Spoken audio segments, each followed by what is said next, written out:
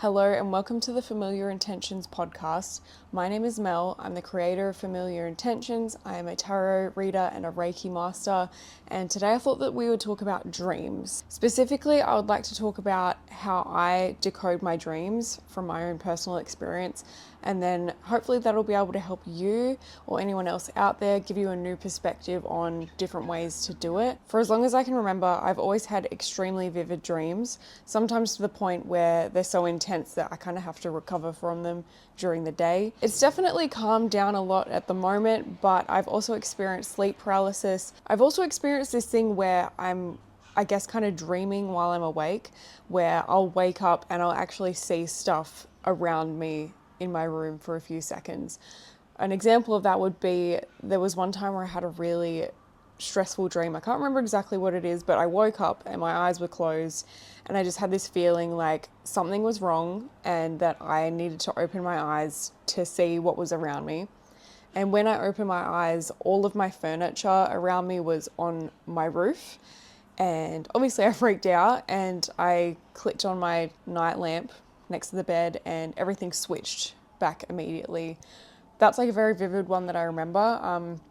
But whenever that happens, it's always something negative. It's always like this dark presence or something weird like that. But I'm mainly just going to be talking about like normal dreams for this one and how I've personally figured out how I like to decode mine, because sometimes dreams come through as just absolute nonsense. And I feel like sometimes if we take them too literally, we can go a little bit nuts. And there was a point where I was trying to see like the meaning in every freaking dream that I had.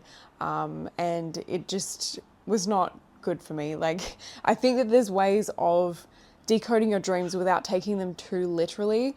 And for me, my biggest thing is probably seeing how I feel in the dream. So I don't know, I could be like running through a circus from a giant gorilla. Like, I don't know why that just came into my head, but like just something ridiculous, right? But like, instead of actually looking at the surface of what that is and being like, oh my God, what does it mean that I'm in a circus and there's a gorilla? You could look at it as like, why am I scared? Like, how am I feeling in this dream? Like, what am I running from? Do I feel like I'm going to get attacked? Or do I feel embarrassed in the dream?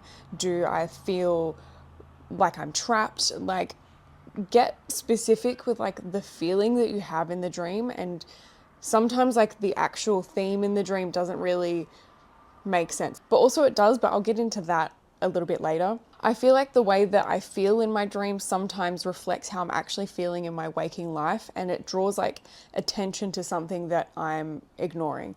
So this doesn't really happen so much anymore because I think I've kind of moved past this and I'm trusting my intuition a lot more than what I did before. But I used to have a lot of people pleasing tendencies, and if I felt annoyed by someone or if I felt like someone had kind of wronged me in some way, it was making me angry, like I would push it down and I would not acknowledge that I was angry or that I was wronged. I was internalizing it and I was saying like, no, I'm the problem. Or I would think that I was being paranoid because of my past experiences, and I'm like, no, like I'm just making this up or like overreacting to what this person is doing to me because like of my past experience. I'm kind of projecting what happened onto this person, if that makes sense. But yeah, at that time, I was not trusting myself and my feelings about people. I would always push it down. And later on, it would turn out that the way that I was feeling, like the feelings that I was pushing down, were actually correct. So over time, I've learnt to trust whatever's coming up. So an example for this would be sometimes when people are annoying me. Again, this doesn't really happen now because I feel like I've kind of dealt with this situation and I acknowledge how I feel when I'm around people a lot more. I guess it's just like a unfolding journey that you just kind of keep getting better at. But when people would annoy me, I, again, would push it down. But in my dreams, I would have arguments or like just massive conflict with these specific people in my dreams. And I feel like that was my dream telling me, hey, like you need to stop ignoring how you're feeling about this person. Like your anger is valid, your annoyance is valid, like whatever was going on. And yeah, it took me a while to actually realize that that is why I was having those dreams. I was like, am I like crazy? But no, I was just I feel like it was my subconscious bringing my feelings to the surface because I was just pushing them down. So they would just come out just way more dramatic in my dreams to kind of make me see them. And I feel like that doesn't just go for being angry. It can also be about being sad or happy, whatever. Like, just look at the way that you're feeling in your dream, not so much the actual setting in your dream and taking it too literally, and just see how you might be having those feelings in your waking life or even pushing them down because your subconscious might be trying to bring them up to show you something that you're trying to ignore. But in saying that, I do have prophetic dreams sometimes, like especially with my cats. It's really weird. Like, there was one time in high school, we had this cat who went missing for a few weeks and we didn't think he was going to come back at all. One night I had a dream that he did come home. Then the next morning I walked out the front of the house and he was sitting on the bonnet of my car. So that's one thing.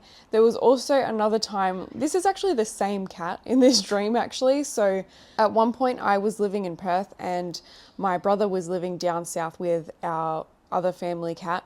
This other family cat, the one that I had dreams about before, we no longer have him around. I should probably tell you the cat's name so that you like understand what I'm talking about, because I just hope I'm wording this properly. So the cat that I've already been telling you about is Elvis.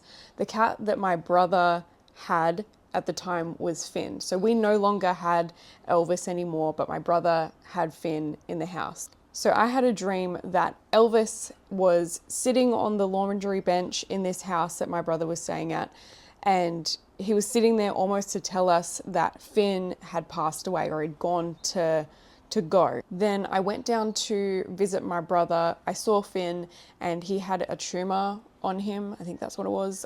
So yeah, he ended up having to get put down. So that's just like another thing. I don't know what it is with like me and cats, but that's a thing. Now, my third point is kind of cancelling out my first point about ignoring your actual surroundings and the actual things going on in your dreams.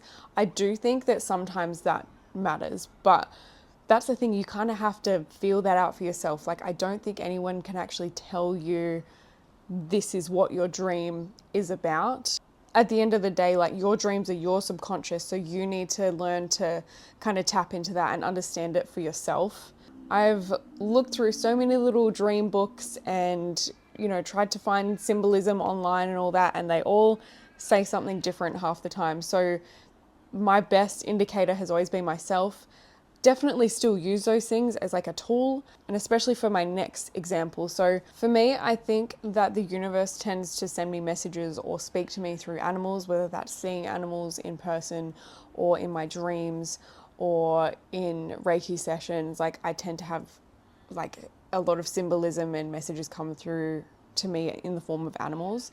And just one example would be a few years ago, I was having reoccurring dreams about snakes, which can mean change and, you know, just letting go of the past and stuff like that. But it can also mean deceptive people, which I kind of like brushed off at the time. That I won't get right into because I actually want to make like a whole video on the symbolism of snakes, and I'll get into like the details of that when I do that. But that's just another example. Like, if you're seeing animals a lot or like a specific thing, if there's like a reoccurring dream or something that just stands out, like, look it up, look up what it means. Just Google, I don't know, if you're dreaming about fairies, just type in like fairy meaning on Google, like what do they symbolize? And I know it can sometimes be a bit confusing because when you're looking up dream meanings and stuff, like different websites or books or whatever, a lot of them say like different things. Just go with your gut and what you're drawn to based on your life. I don't think anyone can tell you what your dream means except for you. Like, it's up to you to feel out what this means for you in your life. So use discernment. All the information out there can be used as a tool, so definitely use it, go for it. But at the end of the day, trust your internal compass. This is a message to you from you. So yeah, I hope that this video helped. I hope that this gave you a new perspective on how you might be able to understand your dreams a little bit better and to just, understand yourself overall and where you're at and what you're feeling and what themes are coming up in your life. Also, just a little reminder that this podcast is both on YouTube and where podcasts are found, so you can listen or you can watch. I am also taking in-person readings again, so jump on my Instagram, send me a message. I'm also doing online readings, so that is through Etsy.